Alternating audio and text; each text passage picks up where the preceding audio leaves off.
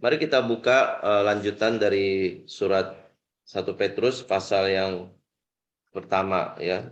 Ayat yang ketiga sampai ayat yang ke-12. Saudara, ini nanti saya akan baca waktu renungan berjalan. Tapi kita ingat minggu lalu sudah dibahas tentang surat salam pembuka dari surat 1 Petrus ini ya. Di situ dijelaskan Petrus menyebut umat Allah sebagai pendatang, sebagai orang asing ya, sebagai stranger, atau bahkan di dalam ada terjemahan Inggris itu mereka disebut orang-orang buangan, orang-orang yang exile gitu ya. Jadi orang asing, orang pendatang, orang buangan ini bukan siapa-siapa di daerah yang pendatang ya, di daerah asing ini. Mereka tidak menerima warisan tanah dibandingkan dengan umat Allah yang tinggal di tanah perjanjian. Kita ingat mereka adalah orang-orang yang dibuang tapi tidak kembali ke tanah perjanjian. Jadi mereka tidak tinggal di Yerusalem ya, di tanah Kanaan itu, tapi mereka tinggal di luar daripada provinsi Yudea. Nah, ini orang-orang buangan ya. Nah, kita tahu bahwa hidup sebagai orang yang berstatus pendatang itu bukan hal yang mengenakan ya, sebagai orang asing, sebagai pendatang di satu daerah. Dan kita lihat hampir di semua daerah yang namanya pendatang, orang asing itu kurang disambut dengan baik. Ada diskriminasi dari penduduk lokal, penduduk asli. Bahkan juga mengalami ketidakadilan di dalam kasus-kasus tertentu. Ya, kita tahu lah kalau kita lihat misalnya di Indonesia, kita ada suku Tionghoa yang dikatakan juga pendatang, ya. Kita tahu bagaimana zaman dulu kita sangat terasa soal diskriminasi ya. Misalnya di dalam hal mengurus surat, di dalam hal usaha juga dibatasi, karirnya dibatasi, ya, kemudian juga kasus hukum, bagaimana rasanya pendatang itu diperlakukan seperti itu. Ya, sekarang mungkin keadaan sudah membaik dia di era zaman reformasi gitu ya. Tapi diskriminasi masih tetap terasa ada bagi kaum pendatang gitu ya. Kaum minoritas ini mendapat perlakuan yang kurang adil di tengah-tengah negeri ini. Saudara, apalagi kalau umat Allah yang digambarkan di Asia kecil ini kelompok minoritas yang tertindas. Ditambah lagi mereka adalah orang Kristen.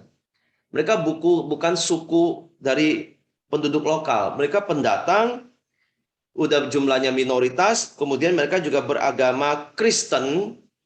Ya, kita tahu pengikut Kristus juga banyak dimusuhi di mana-mana. Jadi umat Allah ini yang di Asia kecil ini punya kira tanda kutip double minoritas. Secara kependudukan mereka bukan penduduk asli. Secara agama mereka juga belum diterima. Ya, karena Kristus banyak ditolak di mana-mana. Jadi orang yang termasuk kaum minoritas ini ya kita yang ada di Indonesia juga sebagai orang Kristen yang minoritas bisa merasakan kesulitan ya, penderitaan, bahkan pencobaan yang dialami di negeri asing. Nah, saudara, saya yakin ya orang Indonesia yang minoritas juga mengalami hal yang sama, ya mirip, mungkin tidak persis sama, seperti orang-orang percaya di Asia kecil. Lalu kalau dalam kondisi seperti itu, minoritas yang tertindas, ya, yang tidak diterima, bahkan tidak memiliki warisan di negerinya sendiri, di negeri asing ini, apa yang harus orang Kristen, orang percaya lakukan? Ya, apa yang sebaiknya dilakukan dalam kondisi mereka?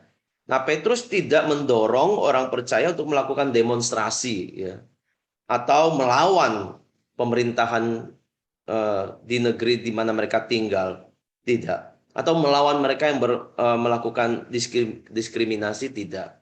Ya, tidak. Petrus melalui surat ini mengajak orang-orang percaya untuk melihat hal yang melampaui penderitaan mereka, kesulitan mereka, melihat hal-hal yang indah di dalam Kristus. Yaitu apa? Yaitu bersukacita. Di ayat 6 di ayat 6 dikatakan begini, bergembiralah akan hal itu sekalipun sekarang ini kamu seketika harus berduka cita oleh berbagai pencobaan. Jadi sebuah kata perintah, bergembiralah, Meskipun sekarang kamu ini mengalami hal-hal yang mendukakan oleh karena pencobaan, berbagai-bagai pencobaan. Mengapa Petrus memerintahkan umat Allah ini tetap bersuka cita meskipun dalam kondisi yang menderita? Nah, saudara, saya menemukan di perikop ini ada dua alasan mengapa kita orang-orang Kristen yang tersebar, yang pendatang ini harus bersuka cita meskipun diperlakukan kurang baik. Ya, alasan pertama adalah karena orang percaya memiliki pengharapan yang hidup. Saudara, saya bacakan dari ayat 3 sampai 5. Terpujilah Allah dan Bapa Tuhan kita Yesus Kristus, yang karena rahmat-Nya yang besar telah melahirkan kita kembali oleh kebangkitan Yesus Kristus dari antara orang mati, kepada suatu hidup yang penuh pengharapan. Nah, ini penekanannya.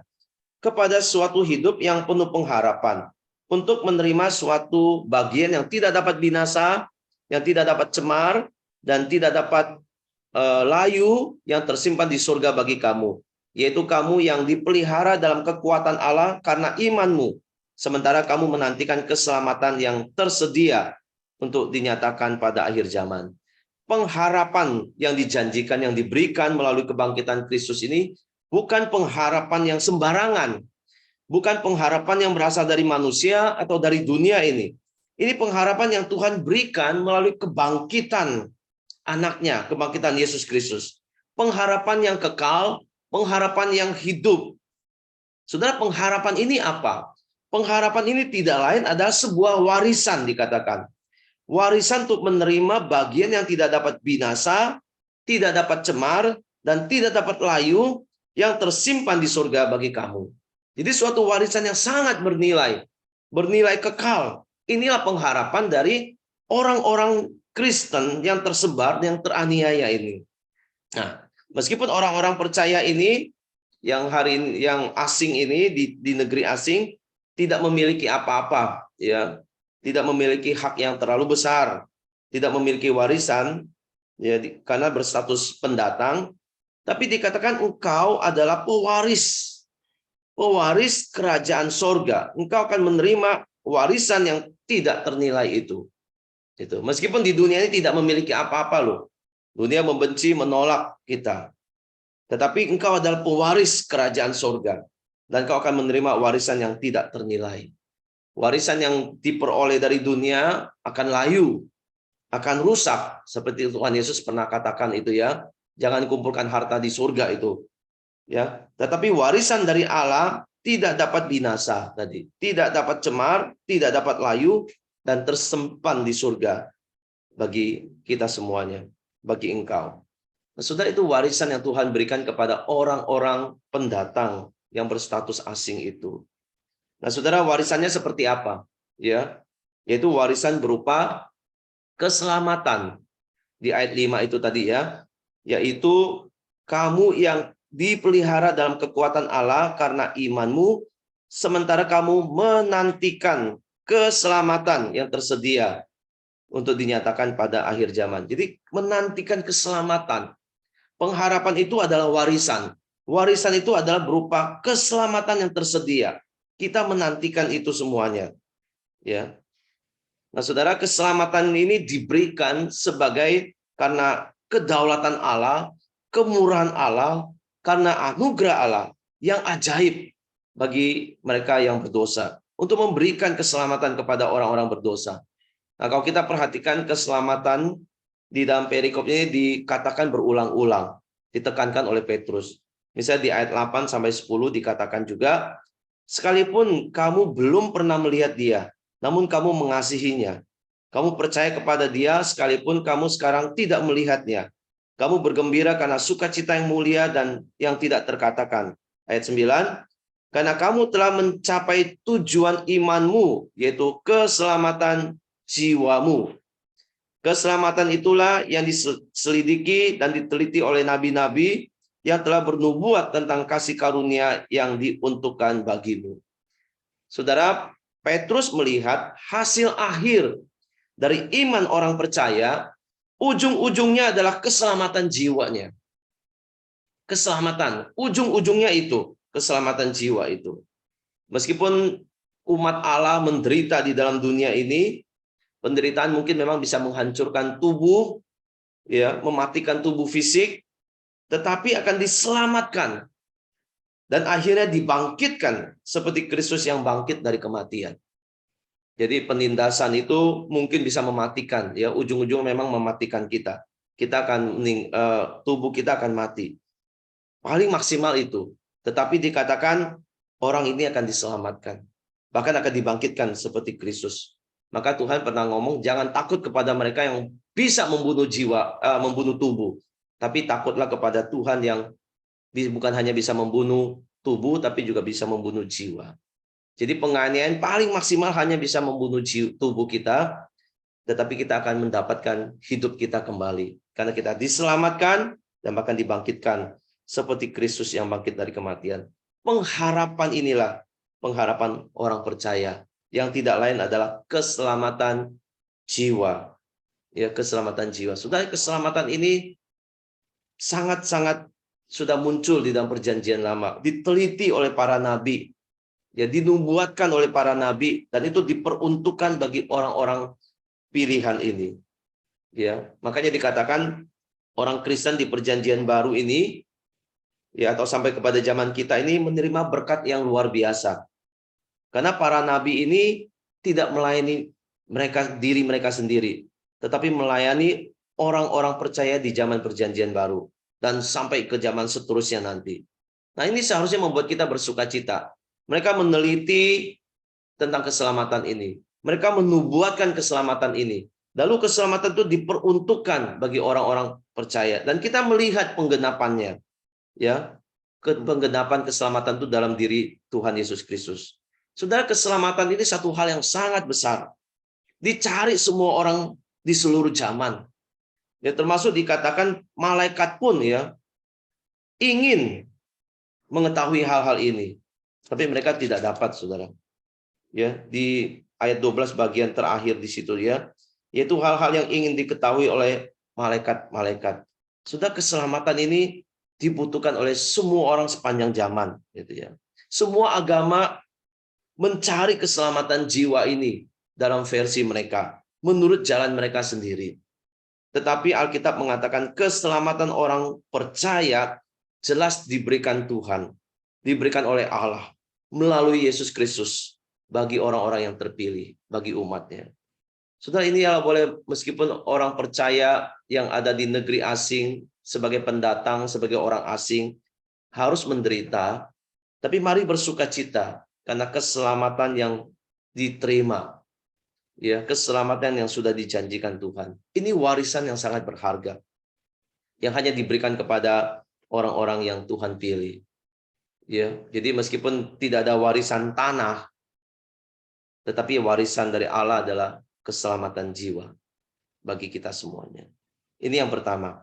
Hal yang kedua, mengapa orang percaya diperintahkan untuk bersuka cita, bergembira meskipun mengalami penganiayaan? Alasannya adalah karena penderitaan atau pencobaan adalah ujian dari iman. Di ayat 6, saya bacakan ayat 6 dan 7.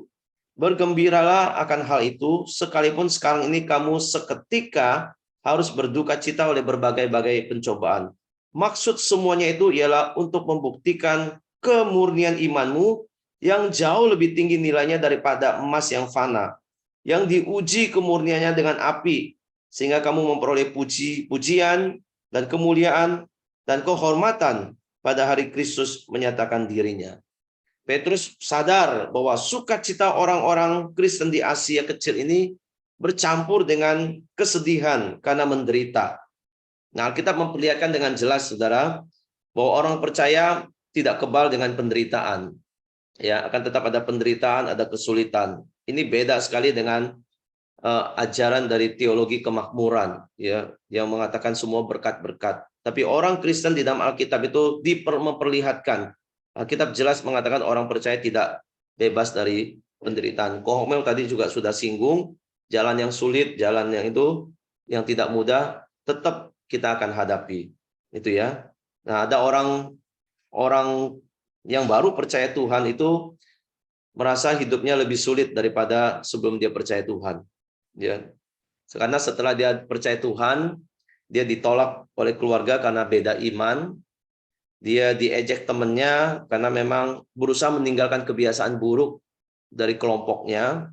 Kemudian diejek oleh teman-temannya. Kemudian juga dia dibully secara verbal, dikatakan sok suci lah, karena dia berusaha untuk menyampaikan hal-hal yang benar. Jadi orang yang percaya Tuhan ini merasa hidupnya tidak lebih mudah sebelum dia percaya kepada Tuhan. Dan Tuhan Yesus memang mengatakan demikian, ada harga, ya, ada kesulitan, tidak menjamin ada kenyamanan, gitu ya. Yesus pernah berkata, serigala mempunyai liang dan burung mempunyai sarang, tetapi anak manusia tidak punya tempat untuk meletakkan kepalanya. Tuhan tidak menjanjikan kenyamanan bagi pengikutnya. Tuhan juga tidak menghilangkan penderitaan, karena penderitaan atau pencobaan adalah alat di tangan Tuhan untuk menguduskan umatnya, untuk melakukan sebuah pengujian iman. Orang percaya memang sudah kudus, sudah disucikan secara status sebagai orang suci, ya, secara status ini posisi kita sudah orang kudus, positioning sanctification orang sebutnya, ya, posisi sudah menjadi orang kudus. Tetapi orang percaya masih harus dikuduskan, harus disucikan, harus dimurnikan dari waktu ke waktu, ya. Makanya disebut progressive sanctification, ya, pengudusan yang terus-menerus dilakukan, yang progresif, yang makin lama makin maju gitu. Dan salah satu alat yang dipakai Tuhan adalah penderitaan, pencobaan. Maka Petrus bisa mengatakan, ini maksud semua itu adalah untuk memurnikan dirimu, imanmu gitu. Nah, seharusnya orang percaya, orang Kristen bisa melihat maksud Allah yang baik ini lewat penderitaan ini. Ya, dan bersuka cita karena memang penderitaan yang terjadi ini, yang diizinkan Tuhan ini, di dalam rencana rancangan Tuhan untuk kemurnian kita. Memunculkan kemurnian iman yang dikatakan melebihi kemurnian emas yang fana. Sudah kita emas aja sudah kita begitu kagum dengan kemurnian emas itu. Ya, orang sangat menginginkan mendambakannya. Tapi iman yang lebih murni daripada emas yang fana, ini jauh lebih bernilai daripada emas yang fana ini. Dan kita memang dikuduskan, mau disucikan, mau dimurnikan sampai kepada tahap itu. Saudara, ada ilustrasi yang menarik di dalam 2 Timotius pasal 2 ayat 20. Ya, situ Rasul Paulus mengatakan, dalam rumah yang besar, ya, bukan hanya terdapat perabot dari emas dan perak, melainkan juga dari kayu dan tanah. Yang pertama dipakai untuk maksud yang mulia, dan yang terakhir dipakai untuk maksud yang kurang mulia. Jika seorang menyucikan dirinya dari hal-hal yang jahat, ia akan menjadi perabot rumah untuk maksud yang mulia. Dikuduskan dan dipandang layak, dipakai tuannya dan disediakan untuk setiap pekerjaan yang mulia. Jadi saya membayangkan itu, kita itu seperti perabot yang makin dimurnikan, makin dikuduskan, makin disucikan untuk suatu hal yang layak kita terima. Jadi kalau bejana yang mulia akan diisi dengan hal-hal yang mulia di situ. Ya. Jadi untuk menerima suatu warisan yang mulia, yang tidak dapat binasa, tidak dapat cemar, tidak dapat layu, orang percaya mesti dipersiapkan untuk itu. Yaitu dimurnikan, dengan demikian imannya terbukti, keaslian imannya terbukti, dan menerima upah yang besar. Ya, orang percaya ini. Ada pujian dari Allah nanti. Ada kemuliaan, ada kehormatan yang diberikan pada hari Kristus menyatakan dirinya. Jadi sudah betapa indahnya orang-orang percaya ini menerima hal yang sangat mulia ini, sangat warisan ini. Tapi untuk menerima warisan itu tidak segampang itu. Kita harus melalui proses pengudusan itu untuk menerima itu. Dan ini memang menjadi rancangan Tuhan bagi orang-orang percaya. Jadi saudara sekalian, meskipun kita sebagai orang percaya di dunia ini dikatakan sebagai pendatang, sebagai musafir yang tidak punya tempat menetap, atau kaum minoritas yang menderita, yang tertindas, namun firman Tuhan ini hendak mengingatkan kita, mengangkat pikiran kita kepada apa yang Tuhan sediakan bagi kita di akhir zaman itu. Ya, dalam hidup ini kita sebagai orang percaya, Tuhan mau kita jangan tenggelam di dalam penderitaan kita sampai kita kehilangan harapan. Sampai atau kita melihat penderitaan itu sebagai hal yang buruk saja. Jangan. Mari kita lihat dari perspektif Tuhan melihat bahwa penderitaan juga sebagai ujian untuk memurnikan iman kita. Sampai kita dinilai siap untuk menerima warisan yang mulia itu. Sambil kita melihat ke depan kepada apa yang Tuhan janjikan waktu kita menjalani hidup kita di dunia ini. Oleh sebab itu kenapa orang Kristen selalu didorong untuk bersukacita dalam keadaan apapun. Bersyukur di dalam keadaan apapun, meskipun kita mengalami banyak hal yang tidak enak di dalam dunia ini. Tetapi justru itu memurnikan iman kita dan mempersiapkan kita menerima warisan keselamatan dari Tuhan itu. Saudara sekalian, kita pasti menerima keselamatan di masa depan. Karena Allah akan memelihara kita melalui kuasa-Nya dan menopang iman kita sampai akhir. Dia tidak membiarkan kita menderita sendiri. Dia juga beserta kita di dalam kesulitan dan penderitaan yang kita alami. Maka dia akan menopang kita. Dan kita percaya janji Tuhan ini pasti digenapi. Ya. Jadi surat yang sangat indah dari Petrus untuk orang-orang Kristen yang ada di daerah-daerah orang asing, di negeri pendatang. Orang-orang Kristen yang merasa terasing, ditolak.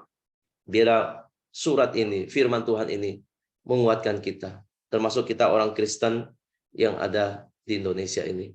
Kiranya Tuhan memberkati firman-Nya bagi kita semuanya.